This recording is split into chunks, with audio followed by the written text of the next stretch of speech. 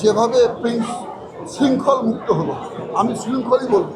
কিছু ঝামেলা ছিল, এই ঝামেলাগুলিকে আমি বলবো শৃঙ্খল।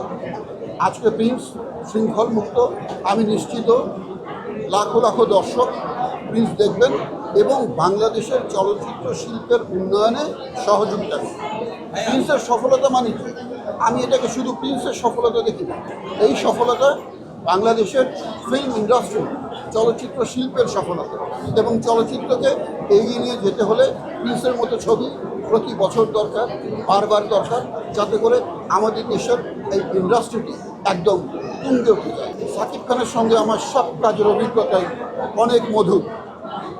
যেটা প্রিন্সের একটি কথা আমি আগেও বলেছি, শুটিং হচ্ছিল রাস্তায়, কয়েক হাজার শিল্পী সেখানে উপস্থিত।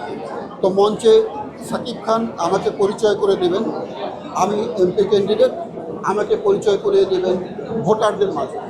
তো অনেকক্ষণ ধরে উনি দাঁড়িয়েছিলেন, ওনার জন্য একটা চেয়ার আনা হলো, এনে বলা হলো যে আপনি বসেন।